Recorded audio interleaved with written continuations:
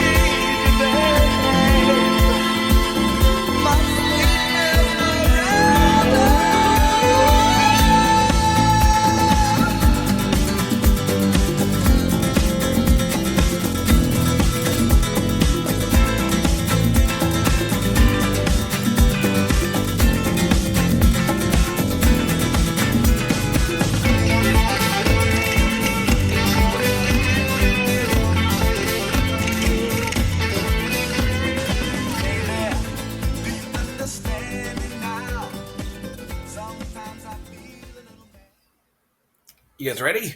Okay.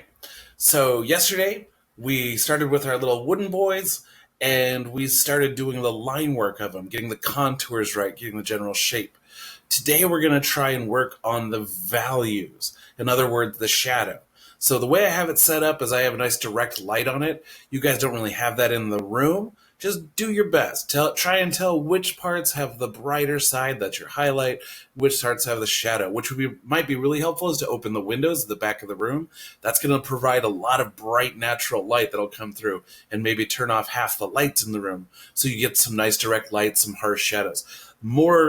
The stronger and thicker the shadows, the easier this is, because then you just have a really nice dark spot against a really nice light spot. A medium shadows, it's all very like blended and faded and has to be kind of subtle. So it's almost better to have it more severe. All right, let's get started. So this is the general line work. Remember when you're doing parts like the arms and the legs, they go just like the body and the head. You want to work in that whole shape. Really easy, just a cylinder. You just want to make sure it's the right thickness, it's about the right size. You can do that by measuring it, by comparing sizes. Like the thigh here is about the size of the chest to the middle of the torso. They're about the same size. So measure that out. That to that. Is it even?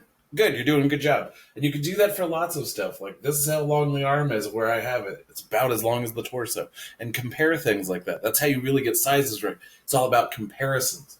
And checking where things line up. If I go straight down from this hand, does it come all the way on the outside of this thigh, or is it more in between the legs? Where do I have it? Oh, I have it, so it's all the way over there. That's not correct. I need to bring the arm up more so the hand's coming right down there. And you can draw that line on there. You're drawing kind of thinly to begin with, and that's going to help you later on. They're called construction lines because they're helping you build. Now, once you have all the line work worked out, that's the first few steps. That's line, that's shape, that's form, that's giving us a sense of three dimension. Now we want to start working on value. And it's a pretty simple idea. You're looking at the figure and observing where the shadows are. And you go to those darkest parts of the shadow, the core shadow we talked about, and you just start laying in your darks over there. Now, you guys are using pencil, so it's just going to be about making more marks on that side. I'm using charcoal, so it shows up a little bit easier so you guys can see what I'm doing.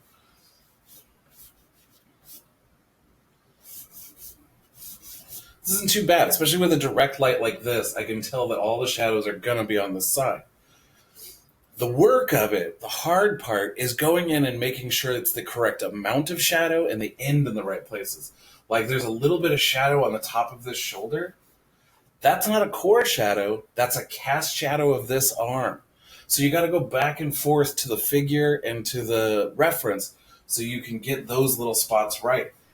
And not only that, once you get them in the right spots, it's about getting them to the right value. So like your darkest part's going to be down in here, and it's got to blend outward because it's a curved body. The shadow's going to blend out as it curves around there. Just like when you're doing lines, this is following the shape of the body. It's a curved line because it's a curved body.